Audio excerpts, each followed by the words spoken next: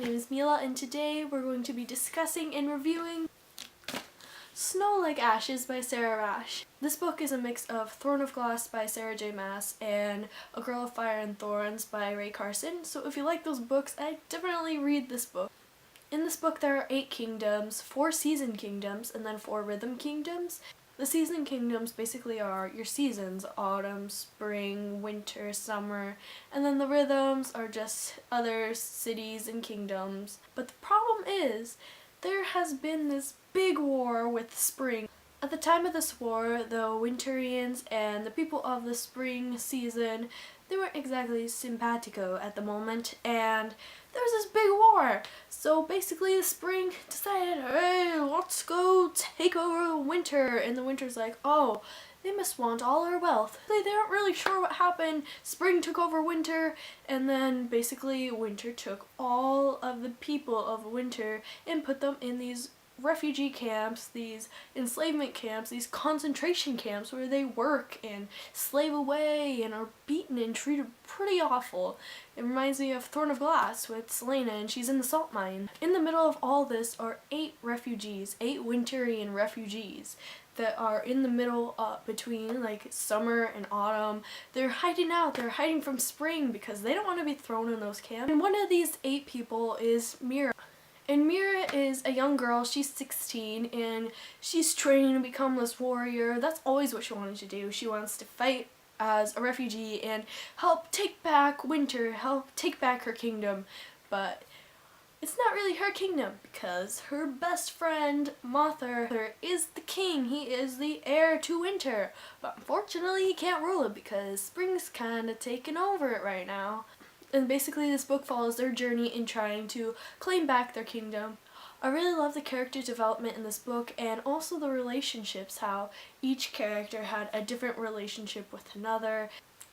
And then there's magic and so many awesome fantasy elements that you're just gonna love. So if you have not read this book, go read it because I'm about to get into some spoilers and you do not want to be spoiled for this book.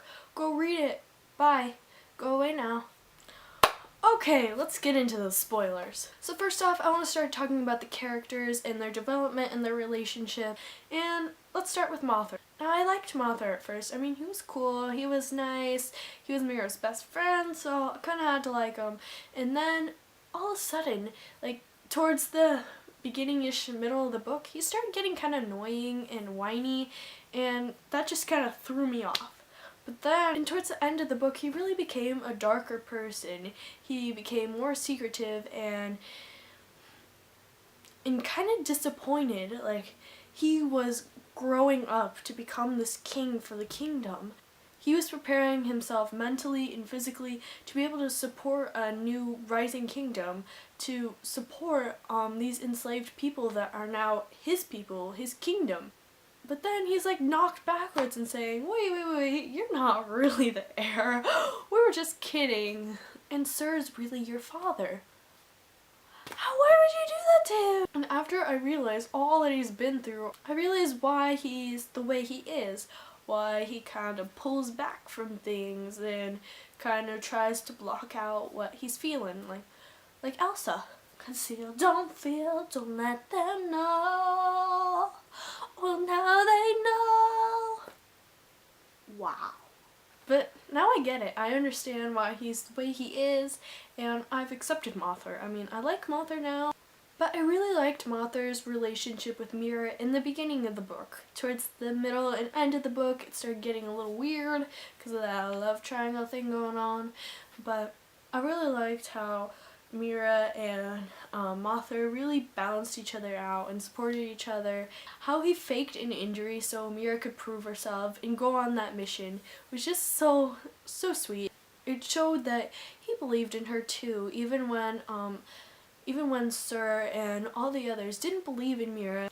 They didn't want Mira going out there, but that's what Mira wanted to do, and just her going out there allowed her to prove herself to her kingdom. She wanted to prove herself. She just didn't want to be there preparing to go to attend balls and looking pretty. No, Mira's not that kind of girl. She wants to kick some butt, and basically that's what she did. She kicked some butt and proved herself, and now she got some respect. like I said before, towards the middle of the book, Mira and Mather's relationship got a little weird when Theron was introduced into the picture, and he just kind of pulled back and he's like, wait, you're not mine forever? And she's like, I never was yours. I'm mine, even though she did have that little crush on him.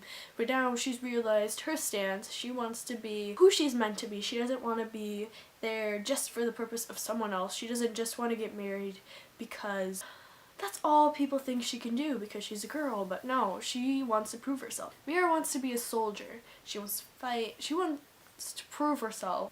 And then there's Theron. And I hated how they were set up. I mean, that's so terrible. He's like, oh, they didn't tell you? And she's like, tell me what? And he's like, we're supposed to be married. And she's like, just like Mira, Theron wanted to prove himself. He wanted to be an asset to his kingdom. He didn't just want to be there for show. Both Theron and Mather were important to the story. Mira needed Mather when she was growing up, kind of to balance her and let her know to believe in herself. And then she also needed Theron. I love how they bonded over the book. At first they were weary of each other. They're like, I don't want this, stay away from me. And then they grew closer and closer and they became like really good friends, and how they supported each other throughout the whole book. It was just really sweet, and I feel like Mira needed that. Mira needed another connection besides those from her past who kind of forced her into things and they conformed her to certain beliefs and thoughts, and how he just kind of pulled her away from all that and said, hey, look, this is your life, this is your future, you can't just keep doing what everyone is telling you to do. Step outside the box and do what you want. Not just sitting there and thinking about and wishing what could be, but rather going out and making it happen. Okay, let's talk about Mira now. Mira is a perfect balance of kick-ass and sass. I really loved Mira as the protagonist. I mean, at some times she could be a little bit whiny, but that was just a whole part of her character development, how she was a little bit childish at first, but then she grew into a woman and she realized she can't just sit there and take everyone else's crap, but she has to go out and achieve her dreams, do things to strive for what she wants to be. She is so sassy, I love it. And in the beginning, when she's sneaking into spring and the guards are there, they're like, what are you doing? Where are you going? And she's like, I'm going to work. I'm meeting someone at this spot for work, for a job. And they're like, what do you do? What are your services? And then she's like, nothing you can afford. And then she like prances off, does her little thing. And then the guards are all chuckling behind her. That was probably one of my favorite parts. It was hilarious. The relationship between Mira and Sara, I was a little bit iffy about. I mean, he was basically her father figure, but he wasn't. He was the one conforming her to all those things. He was the one boxing her in. He made her feel like she wasn't worthy, and I really, really did not like him for that. I despised him at the beginning of the book. I'm like, man, stop it. Just, it was frustrating. Sara frustrated me. But in the end, when the whole Mira Hannah plot was revealed and how Sara was really trying to protect her from anything bad happening so she could become the Queen of Winter, so she could help her kingdom. If only he had told her that sooner, I mean, she would have understand why he was doing certain things, that he wasn't pushing her away, he was just trying to keep her safe, and it was sweet to see him doing that, but seriously, man, stop boxing her in. She needs to make her own decision. She needs to go out and prove herself. I mean, a queen just can't sit by and look pretty. If she wants to make her kingdom stronger, she needs to go out there and help her people. And Sara realized that in the end. He realized that he was wrong. He's working out of his old ways and giving way to the new and what Mira wants. I didn't really think I was that attached to Sir until when they were in battle and Sir dies. He dies and Mira starts freaking out, and because I'm attached to Mira and she's attached to Sir, I just start crying. I'm like, no, not Sir. And I was like, I didn't even think I would like Sir that much. But then I did, and man, Mira, it was just so heartbreaking. Mira's father figure just died. died. He just flat out died. I mean, he died a hero. And then later on, when they were fighting the Decay and Angor, all of a sudden he shows up. I'm like, what the heck just happened? I'm like, this has to be a dream. This has to be a dream. And then he starts fighting. I'm like, wait, what? What? This isn't a dream? And I know in most stories, like the mentor of the hero in books normally die, but at this point I think Mira needed that. She needed to appreciate him, and basically that time span where Mira was sad about his death, it made me connect more with Sara, made me like him a little bit more, that she was mourning over him in the part where she's dreaming about how her, Sir, and Nesso, they were all a family, they were all eating dinner, and she had a mother, and that dream, it made me connect with them more too. I was like, oh, so all these things that they're trying to make her do are out of kindness and love for her, and that really just hit me. Let's talk about Theron's dad. I mean, he was really annoying. I really did not like that guy. I mean, he was frustrating. He was just the kind of guy who I would picture planting a golden tree in his yard while all of the Winterians are away in camps. They're all poor and starving, but no, he's building golden trees and golden cities. It was so frustrating in how he was using Theron and Mira just to get more power, to form an alliance with Spring, and who had just ripped apart Winter. How could he do that? How could he betray his allies and his son like that? I mean, they could have really hit it off, but no, he had to betray their trust. He had to write Winter a letter revealing everything. It just frustrated me how he used the two of them to get what he wanted. He didn't think about others. He just thought about himself and how he'd get the most power. He didn't think about the consequences. Speaking of guys I don't like, let's talk about Angar.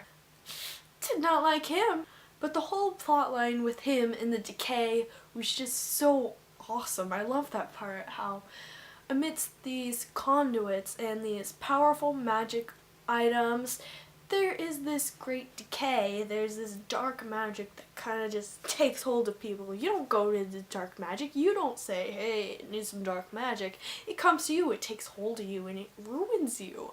It was pretty freaking scary of what it had done to him, and how he did not make the connections between good and bad and right and wrong in his mind. He just did, and how he had taken control of Herod and what he made Herod do to all the prisoners, to all the slaves and the Winterians, and to Mira, how he tortured her and how she had to escape. And the orb on top of his staff, the one that was filled with the dark magic. If the dark magic takes hold of him, how did he get it in the orb? And you could see how the dark magic, this decay, played into his past with Hannah, how he had met up with Hannah and he started threatening her, and she's like, please, just let me do this for my kingdom. Let me sacrifice myself so they don't have to get hurt. And he's like, no, you're gonna die alright, but I'm gonna choose how you die, and I'm going to choose the fate of your kingdom. You don't have any say in this, Hannah. And speaking of Hannah, the whole Hannah plotline, Queen Hannah, the greatest queen of the Winterians, it was just so sad how she went to them and how she met up with Angar, and she was like, I need to sacrifice myself for my people. And she knew that she needed to die for her people. She knew what needed to be done, and her people just crowned her as a hero. And just the whole part with Mira and Mothar, how she's talking to Sir, and how they switch babies, and oh my gosh, it was just so sad, so emotional when Sir offered to give up his child. He offered to give up Mothar and basically raise him up to believe that he was the king, he was the heir, but in reality it was Mira. I mean, you gave up your child so that another one could be protected. You're risking your own child's life. I mean, I did see the whole Hannah-Mira related thing coming. I mean, why else would this dead queen be bugging Mira, who wouldn't have a title, who wouldn't be anything. She might think she's powerful, but she wouldn't have that connection. She would have that connection with Mothra.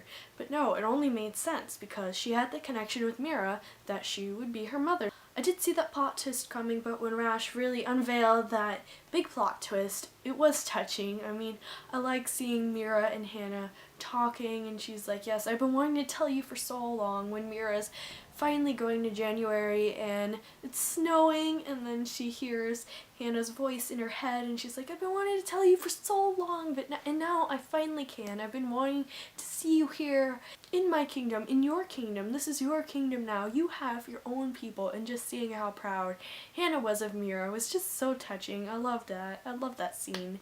Like when everyone's on their horses or walking and they're going into January, and then there's Noam and Theron, they're on their horses and they're shivering away and they're like, please tell me we're gonna get some cloaks. And then they're like, this is nothing, man, suck it up. And there's still that rivalry between Mothra and Theron. I mean, I really don't want Mothra to be like a love interest of Mira. I mean, I was fine with it in the beginning, but then when Mothra started changing and really becoming like kind of drawn back and a little bit like overly protective, he became jealous. I didn't like that. I mean, Mira can make her own decisions, and that's really what Theron proved to her. That's what he wants her to do. And I mean, I do like Mothra now, but it's just Mira and Theron need to be together. I mean, Mothra, you can be over here, but Mira and Theron, over here, please. I know this has nothing to do with what I was just talking about, but I had to mention it somewhere in this video. How Mothra wears his hair in a bun. I mean, is it that long? His white hair, his old man hair is all tied back in a bun. I mean, like when they were training, I pictured it as like one of those scenes in Mulan where they're all fighting and training, like, make a man out of you. I was just picturing Mothra, this white-haired boy with his hair in a bun. You have to admit that's funny. And I really liked the poem that Theron wrote. Like, he was feeling played. He knew he was being a pawn to his father. Words made me, they shifted over me from the moment I took a breath. Little black lines etched into my body as I wriggled and screamed and learned their meaning. Duty, honor, fate. I believed in everything. I believed in him when he said I was his greatest duty, when he said I would be his greatest honor. I believed no one but him in these 3 words. Duty, honor, fate. I believed too much.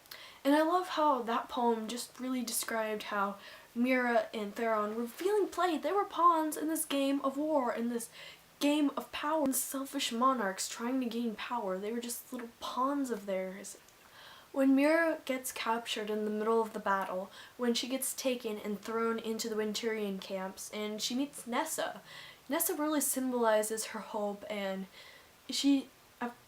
and for a while, Mira was feeling hopeless. She didn't know what she was going to do. She was trapped and dragged away from time, from her becoming what she wanted to be. She was dragged away from that and thrown into this hopelessness and despair, and it was just hard to watch her go through all that. And then Nessa came, and she was all bright and hopeful, and everything that her people should be. She knew that Mira was going to get her out of this, and I felt bad for Nessa. I was like, oh, please, girlie, don't have false hope. Because she had done this before to all the others that had gotten thrown in. But she knew Mira was different. She knew. And I loved their relationship and the way she reignited Mira's hope and her desire to become something for her people and to prove herself. And drag Mira out of that state of despair and mourning for Sir's death and realize you can't be like this forever. You have to do something.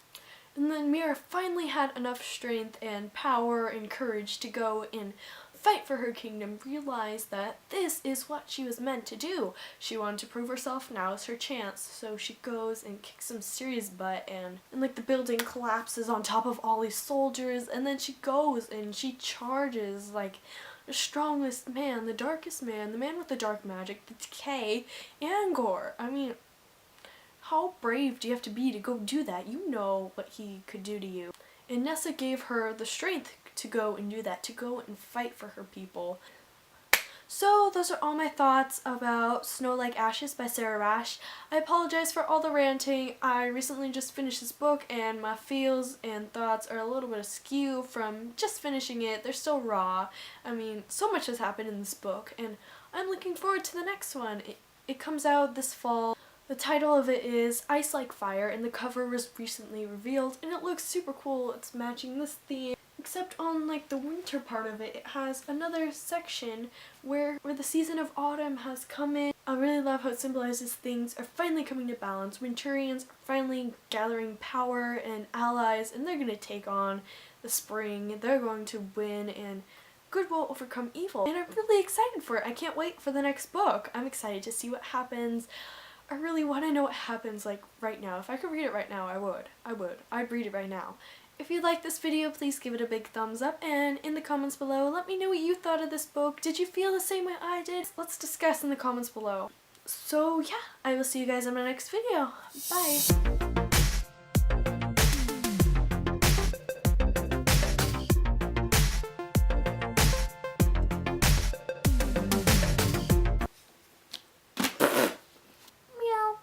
When he agreed his duty. Spring and sun, spring. Oh, I'm just making up a song here. At the time of this war, the Winterians and the spring, what are they, Springans? At the time of this war, the winter season and then the winter, oh I just said winter. The winter and the winter are autumn, spring, winter, what other season is there? Summer. Now let's talk about Angor. Angor, is that how you say his name? Anger. All the lonely Starbucks lovers that tell you I'm insane.